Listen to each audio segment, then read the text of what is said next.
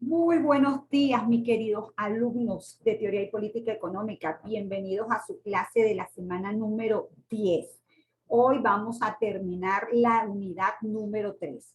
Tenemos pendiente el tema 2, que lo terminamos llamando PIB y crecimiento económico, y el tema 3, que tiene que ver con el empleo y los precios.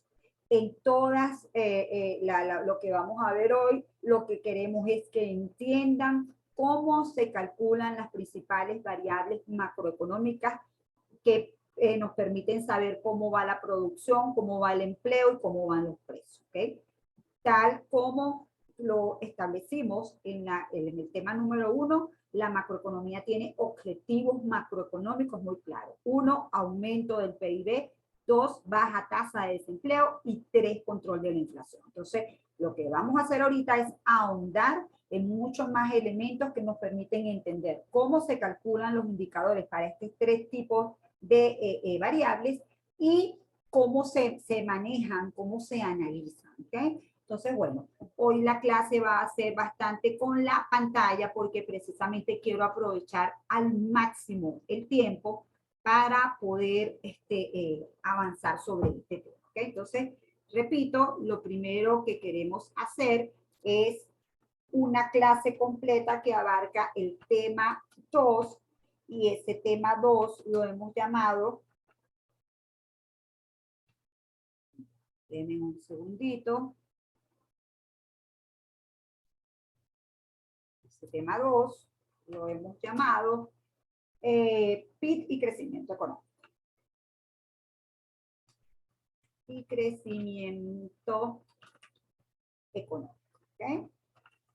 Entonces, bueno, muchos elementos en la guía en que se tienen que concentrar ustedes. Ustedes se tienen que concentrar en 3 conceptos muy importantes y que tienen que ver con la producción.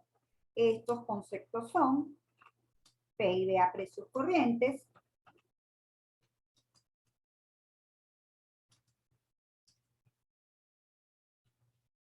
también se le dice a PIB nominal,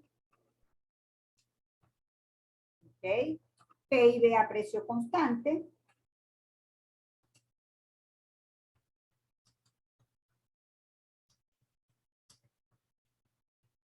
también se le dice PIB real,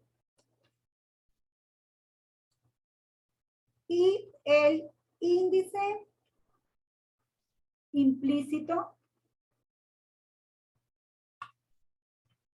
del PIB, que es un indicador de precio. ¿Okay? Entonces, eso es lo que queremos, que se entiendan a cabalidad esas 3 variables. ¿Okay?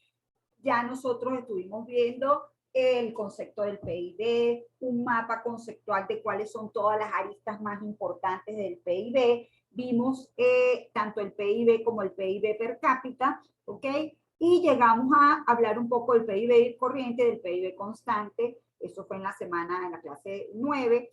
Y además les dejo una presentación donde está muy explicado paso a paso el ejercicio sobre PIB corriente, PIB constante e índice implícito del PIB que está en la guía, pero esa está aparte. Aquí nos vamos a concentrar, repito, en entender conceptualmente de qué se trata, ¿ok? Entonces, cuando hablamos de PIB corriente,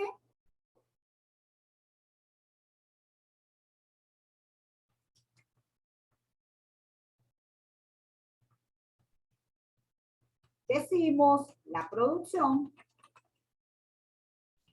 se valora a los precios en que se produce, se valora a los precios en los que se produce o los bienes y servicios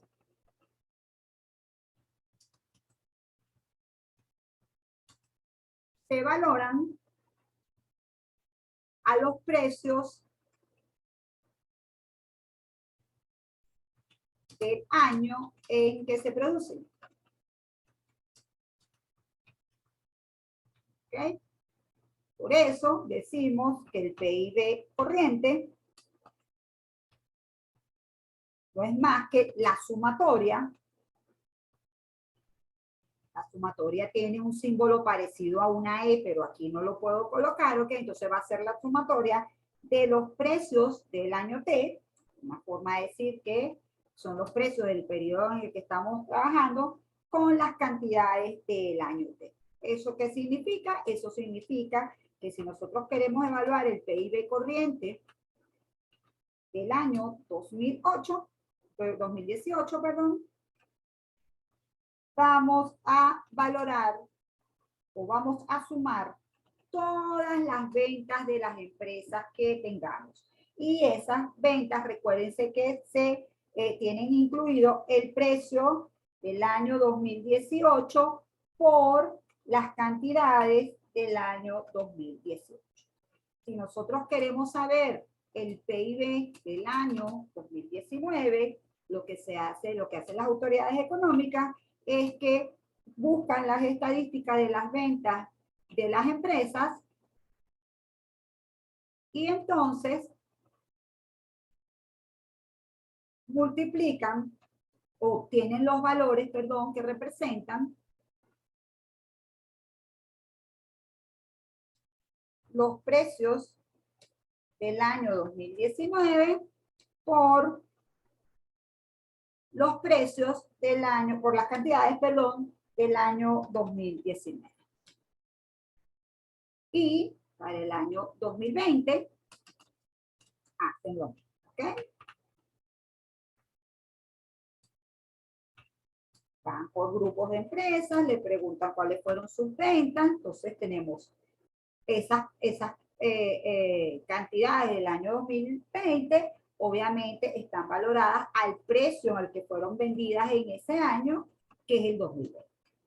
Esto debemos entender que es un indicador de valor. El PIB corriente es un indicador de valor y recuerden que siempre que estamos hablando de valor, lo que estamos diciendo es que es precio por cantidad. ¿Okay? Luego viene, para los economistas, es sumamente importante entender qué pasa con las cantidades y qué pasan con los precios. Recuérdense que eso es parte de lo que vimos en la unidad 2 de aspectos microeconómicos. O sea, precios y cantidades son vitales para nosotros los economistas por toda la importancia que tienen los precios como señales para la economía y porque las cantidades a nivel macroeconómico nos permiten saber si estamos creciendo o no. ¿Okay? Entonces, para eso, para conseguir un indicador de cantidades, ¿ok? Recurrimos a la metodología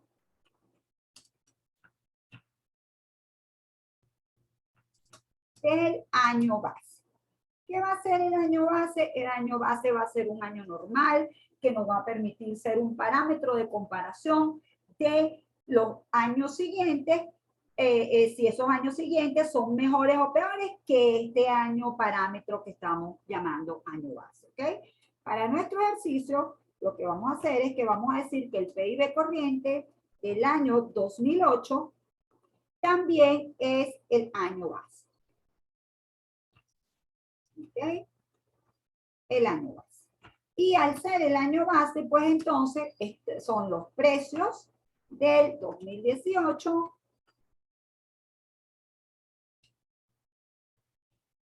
por las cantidades del 2018. ¿Ok? Eso hace que allí sigamos con las mismas ventas y del año en que son producidas coinciden con las ventas del año base porque es el mismo. ¿Ok?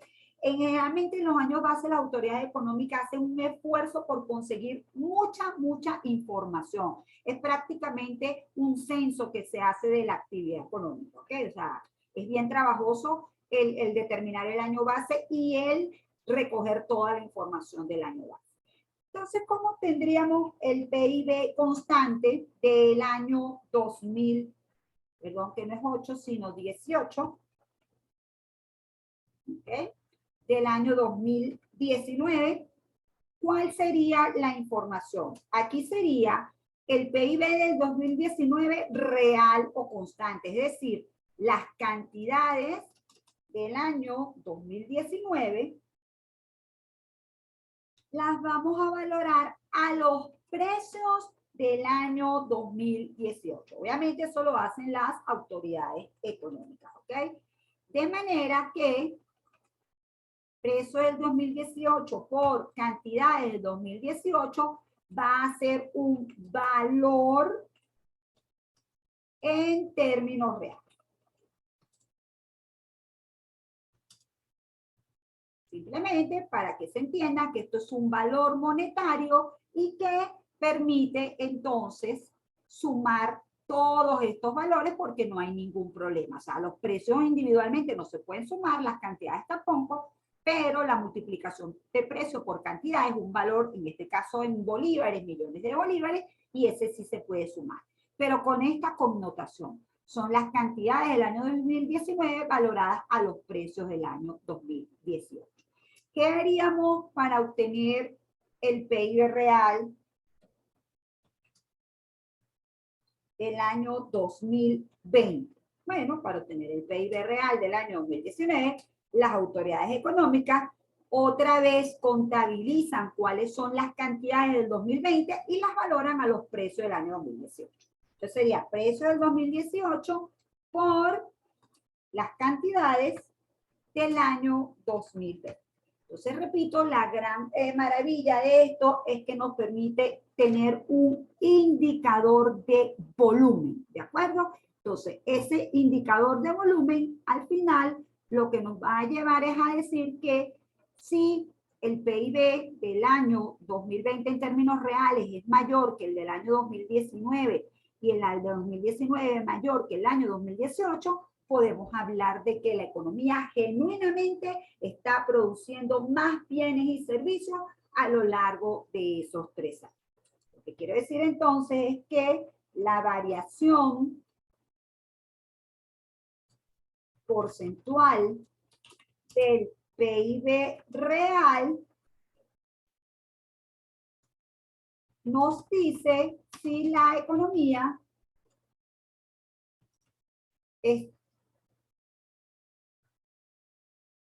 tiene un crecimiento positivo o un crecimiento negativo, a lo cual también se le dice decrecimiento, ¿ok? ¿Cómo obtendríamos esa variación porcentual? Esa variación porcentual resulta de dividir el PIB real, por ejemplo, del año 2019 entre el PIB real del año 2018, ¿verdad? Eso lo multiplicamos por 100 y le restamos 100 y repito, eso nos va a dar una tasa de crecimiento. Es decir, si la economía crece 3-4%, porque esta variación nos dé 3-4%, estamos diciendo la economía en el año 2019 creció en 4%. Si hacemos esta misma operación para el 2020 en comparación con el 2019 y nos da 5%, decimos la economía en términos reales creció 5%. Allí se estaría cumpliendo el objetivo macroeconómico de aumento de la producción o de crecimiento del PIB. ¿Ok?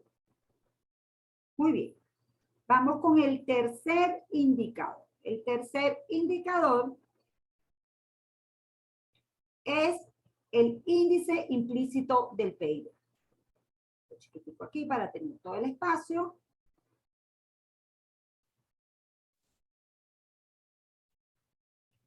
Índice implícito del PIB, que con sus siglas lo ponemos índice implícito del PIB.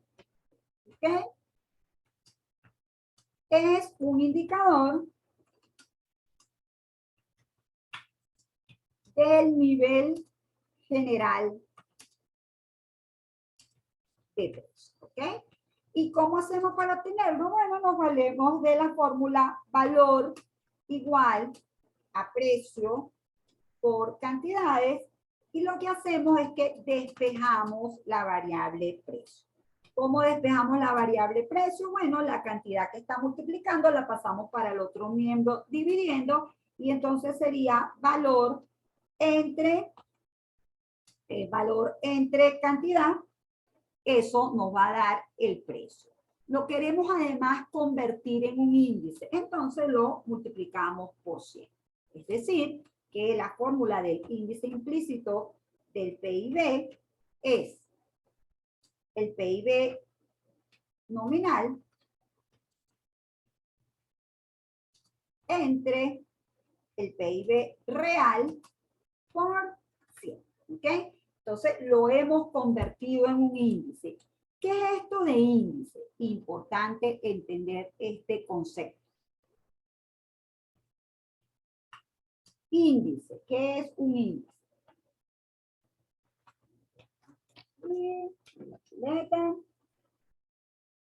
Es un porcentaje que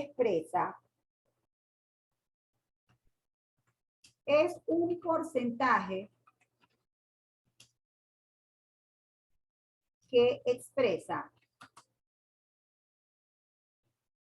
la variación de precios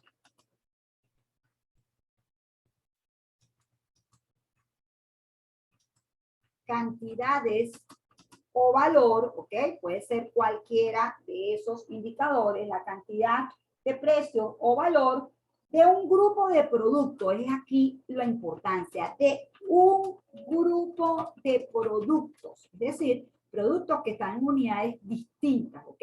Y por eso se requiere calcular un índice. De un grupo de productos distintos, de un grupo de productos para un periodo en comparación con el año. Para un periodo en comparación con el año base. ¿Ok? Pero, repito, nosotros lo que estamos haciendo es que ya previamente no tenemos el valor del PIB nominal, el del PIB real, y lo que hacemos es calcular el índice implícito para cada año. En el año base, índice implícito del PIB del año 2018, el valor es 100. ¿Por qué el valor es 100? Bueno, porque el PIB nominal tiene la misma cuantía del PIB real. Entonces, cuando dividimos una cosa, cuando tenemos una división donde el valor del numerador y del denominador es el mismo, pues entonces el cociente da 1. Cuando lo multiplicamos por 100, nos queda en 100. ¿Qué va a pasar en el periodo siguiente? Índice implícito del PIB del año 2019.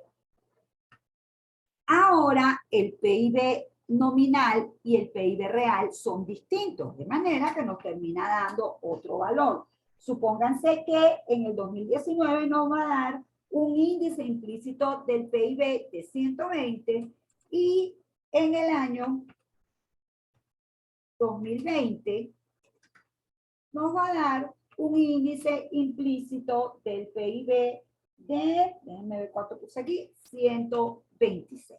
¿Ok? Esto, repito, lo que son variaciones acumuladas con respecto al año base. Este indicador de precios, ¿cómo sabemos nosotros si hay inflación? Para saber si hay inflación, ¿verdad? Porque ahí, ok, sabemos que este número va subiendo, de manera que el nivel general de precios va subiendo. Pero ¿en cuánto? Para saber si suben los precios, es decir, si hay inflación, calculamos la variación porcentual del índice implícito del PIB. ¿Ok? Entonces, obviamente, nada más podemos calcular la variación porcentual o la inflación, ponerle de una vez inflación, para que se entienda bien la idea, del año 2019, porque no tenemos la el 2017 para ver el crecimiento, y la del 2020. ¿Cómo sería la inflación del 2019, por ejemplo? Obviamente sería 120 entre 100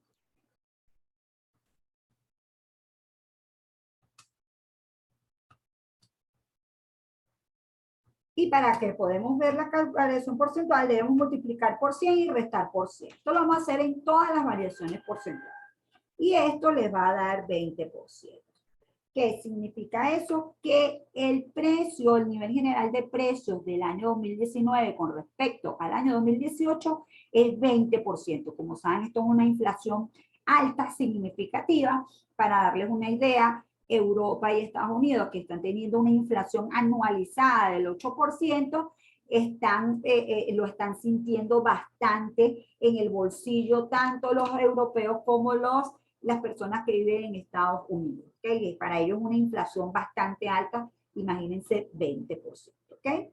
Si yo hago lo mismo y calculo la inflación del año 2020, es decir, divido 126 entre 120 por 100 menos 100, esto me va a dar un valor de 5%. ¿Okay?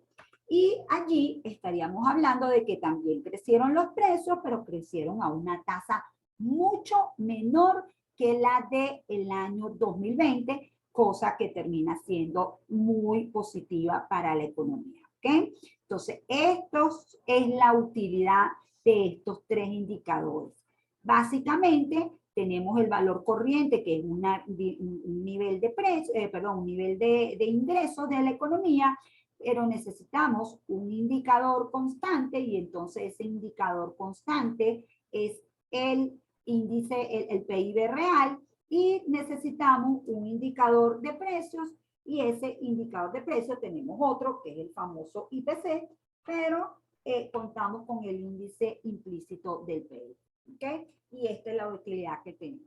Lo último que quiero decir aquí es que recuérdense que les dije que el índice es un porcentaje de un grupo de productos y que es una comparación de el periodo con el año base. Si ustedes se dan cuenta, aquí da 126. Si nosotros tomamos nada más en cuenta el último número, fíjense que aquí esto es 20, asociado a que los precios están creciendo 20%, y esto es 126, asociado a que con respecto al año base los precios han crecido en 25%. Aquí da 126 porque esta es una cuestión de redondeo, ¿ok? Pero quiero que entiendan que el índice como tal ya nos va dando una relación de cómo crecen los precios con relación al año base.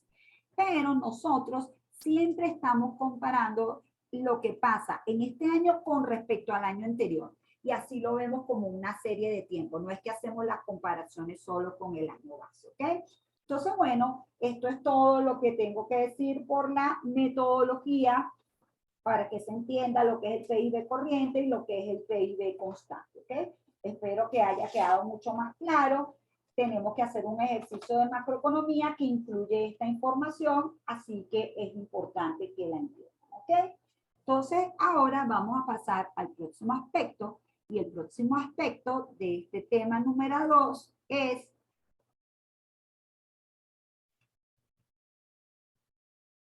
cómo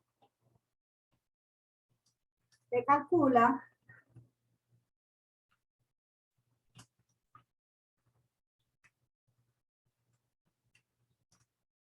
el PIB, ¿ok? Y el PIB entonces se calcula por tres enfoques. Se hace por tres enfoques. Todos estos enfoques lo que nos van a dar es una serie de variables macroeconómicas importantísimas para poder, que nos da información sobre cómo es el proceso cómo son las transacciones, cómo se han desenvuelto la economía y cómo se han realizado las transacciones económicas en ese año determinado. Entonces, porque recuerden que el PIB es el valor total de la producción de bienes finales en el territorio nacional en un periodo de tiempo determinado. Entonces, ¿qué hacemos? Lo calculamos por el lado de la producción, ¿ok? Lo calculamos por el lado del ingreso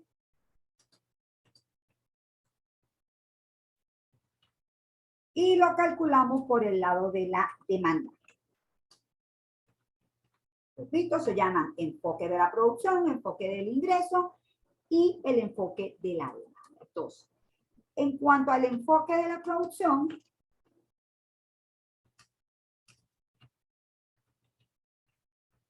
pues obviamente, como su nombre lo indica, lo que hacemos es ver cuánto fue la producción de la economía, ¿ok? Se calcula la producción total a precios corrientes y a precios constantes. ¿Ok? En líneas generales, ¿qué se hace? Bueno, en líneas generales, lo que se hace es que se recoge información sobre las ventas, pero a esas ventas se le resta la compra de insumos que hacen unas empresas con otras de manera de no duplicar la información. ¿Qué quiere decir esto? Digamos, por ejemplo, que esta es una economía chiquitica que solamente produce dos actividades. Una es la producción de trigo y otra es la producción de harina de trigo.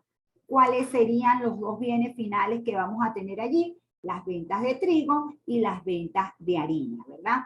Pero ¿qué se ha hecho en cada caso? En el caso del trigo, se le ha restado los insumos que han sido comprados por el productor, como por ejemplo fertilizantes, cualquier tipo de insumos que le haya permitido crear ese cereal que es el trigo, ¿ok? Y nada más se toma en cuenta como bien final la producción de trigo.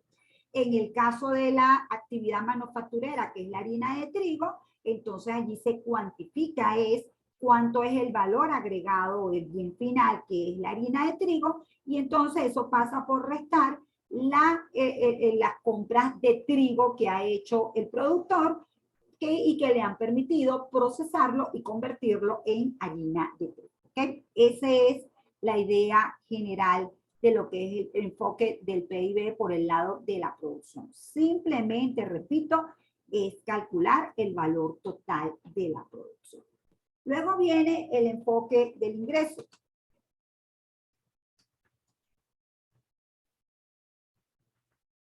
Y en este enfoque del ingreso, entonces, ahí lo que hacemos es valorar los ingresos que obtienen, los ingresos que se obtienen o los ingresos que obtienen los propietarios de los factores productivos. Y ya nosotros sabemos que los factores productivos son capital y trabajo, o capital, trabajo y tecnología, ¿ok?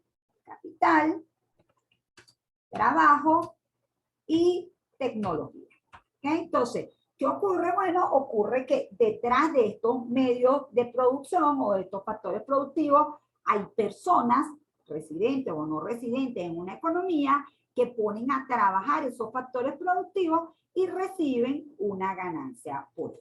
¿Cómo se llama el ingreso que recibe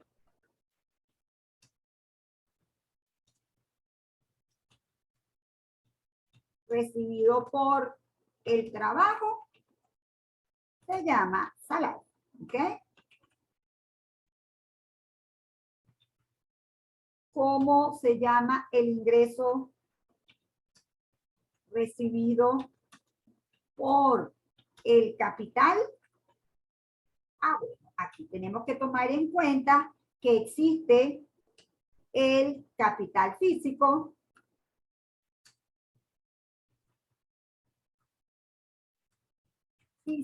y el capital financiero. De manera que esto nos lleva a que existen a nivel macroeconómico 4 grandes remuneraciones al capital. Una son los dividendos,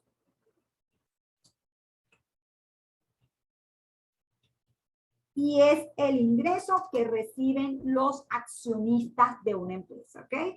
Las empresas constituidas tienen una figura generalmente de compañías anónimas, es decir, generan una serie de documentos, de papeles que se llaman opciones y que le otorgan el derecho al poseedor de esa acción a recibir parte de las ganancias de la empresa al final del periodo. Eso se conoce como dividendo, ¿ok? Otra forma de recibir capital, ingresos por algún factor de capital, tiene que ver con las regalías. Y las regalías son precisamente ese ingreso que reciben los dueños de bienes intangibles. Por ejemplo, los dueños de la tecnología tienen el derecho a percibir una regalía por esa tecnología que están dejando están permitiendo que sea utilizada por algún tercero. ¿Okay? Luego tenemos otro tipo de ingresos que son los alquileres. Y que sería el ingreso recibido por las personas que tienen un activo fijo y se lo han permitido su uso a un tercero y obviamente eso lo hacen a cambio de recibir un ingreso que sería un arrendamiento por el uso de esa edificación o de ese bien fijo. Y finalmente, un último ingreso que se obtiene por el capital tiene que ver con el capital financiero, es decir, con el capital depositado en las instituciones bancarias o el capital prestado a terceros bajo la figura de préstamo. Cualquiera sea la figura, las personas tienen el derecho de recibir intereses cuando prestan su capital financiero a otra persona. Entonces, como ven, la remuneración del capital es bastante más versátil, pero igual la podemos englobar como una remuneración del capital. Quiere decir que en este enfoque calculamos el PIB por la remuneración que reciben los asalariados, que se llama RA, más la remuneración que reciben en líneas generales del factor capital y que entonces en cuentas nacionales tiene un nombre medio exotérico que se llama excedente de explotación. ¿Ok? Ese es el ingreso recibido por los factores productivos. Ahora, ocurre una tercera cuestión a nivel de la producción y es que el gobierno interviene en el proceso productivo. Cuando el gobierno interviene en el proceso productivo, de alguna manera modifica los precios a los que se van a valorar los bienes y servicios. Entonces tenemos que el gobierno interviene en el proceso productivo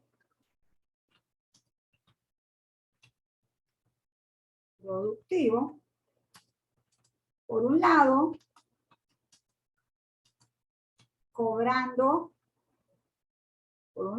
cobra impuestos a la producción, como por ejemplo el impuesto al IVA, como por ejemplo los impuestos de aduana, ¿ok? Impuestos a la producción, ojo que aquí no está el impuesto sobre la renta, porque ese es un impuesto sobre las ganancias, sino que están directamente los impuestos a la producción, ¿verdad?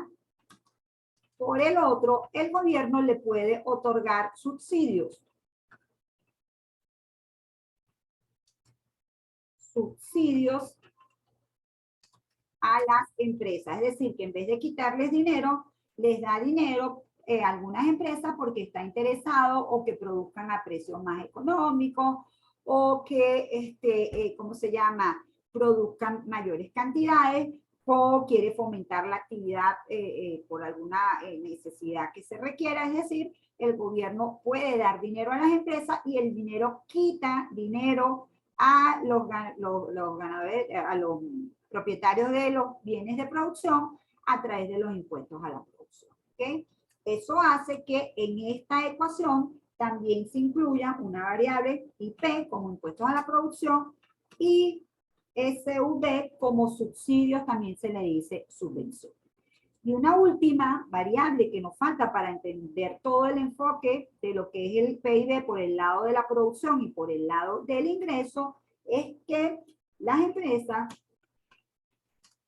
hacen un apartado de dinero que será destinado a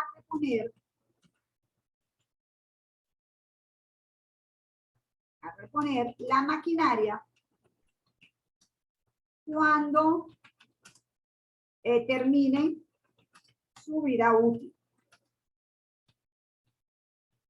Qué sé yo, usted tiene un carro, ese carro se va perdiendo valor en el paso del tiempo, se va depreciando, decimos, y entonces usted como empresa, suponte que ese es su activo para trabajar, usted va generando un apartado año tras año que le permita, cuando ese carro quede totalmente depreciado, usted pueda comprarse un carro nuevo para sustituir ese carro. Entonces, ese apartado se llama depreciación. ¿Ok? Finalmente, ya podemos decir que el PIB por el lado del ingreso, lo que llamamos a precios de mercado, va a ser igual al excedente de explotación, que es las ganancias del capital, a la remuneración a los asalariados, que es la ganancia del factor trabajo, a la depreciación, que es ese apartado que hacen las empresas para reponer la maquinaria cuando termine su vida útil, los impuestos a la producción que le tiene que dar las empresas al gobierno y los subsidios que aquí salen con signo negativo porque son una ganancia que reciben las empresas. Por cierto, que a nivel macroeconómico, como es muy difícil tener la cuantía de la ganancia del capital, lo que se hace es que se calcula muy bien el PIB por el lado de por el lado de la producción, las remuneraciones a los asalariados, la depreciación, los impuestos y los subsidios aparecen en los estados financieros y entonces realmente la variable que se calcula aquí por diferencia es el excedente de explotación, ¿ok? Porque repito, sería muy esquivo tratar de determinar la suma de los dividendos, las regalías, los alquileres y los intereses, ¿ok? Entonces espero que tengamos una mejor idea de qué es lo que las variables que involucra el enfoque de la producción y las variables que involucra el enfoque del ingreso. Ya para el tercer enfoque, que es el enfoque de la demanda, estamos bastante familiarizados con él, porque en el enfoque de la demanda, lo que hacemos es ver los componentes del PIB por el lado del gasto, por el lado de la demanda agregada, es decir, a través de la encuesta hogares, calculamos, o las autoridades económicas calculan cuánto es el consumo, es decir, el gasto de las familias en bienes y servicios, a través de las finanzas del gobierno, se le pregunta al gobierno cuánto ha sido su gasto en consumo, es decir, cuánto ha sido las compras de bienes y servicios y el pago a la mano de obra. En los balances de la empresa podemos ver cuánto ha sido la inversión de ese año, es decir, la compra de maquinaria y equipo, y a través de la información que se recoge de las aduanas, podemos ver cuánto ha sido el intercambio de bienes y servicios entre los residentes de esta economía y el resto del mundo, ¿ok? Como les digo, ya lo hemos hablado bastante, hemos dicho simplemente que la demanda es el gasto que hacen los hogares,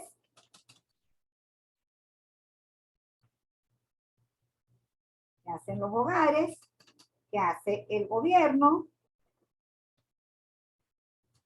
que hacen las empresas,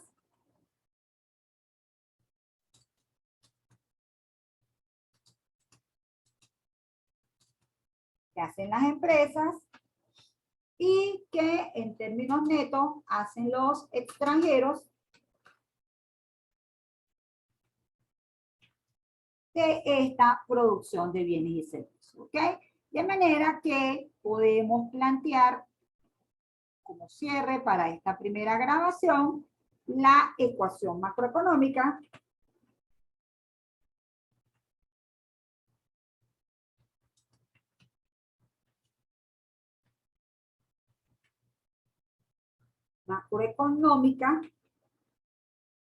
como la igualdad entre la oferta agregada y la demanda agregada.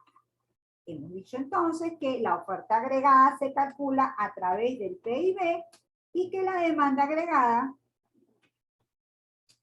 se calcula a través del consumo, el gasto, la inversión y las exportaciones, menos las importaciones, que también lo podemos llamar importaciones.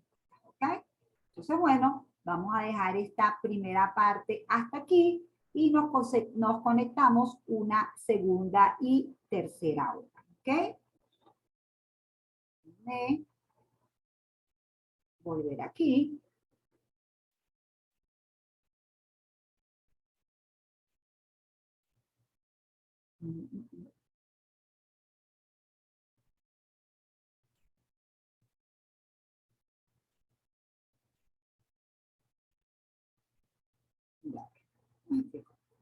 Me volver aquí. Vamos a terminar la grabación. Repito, entonces, esto es lo que tiene que ver con la primera hora de clase de esta semana número 10.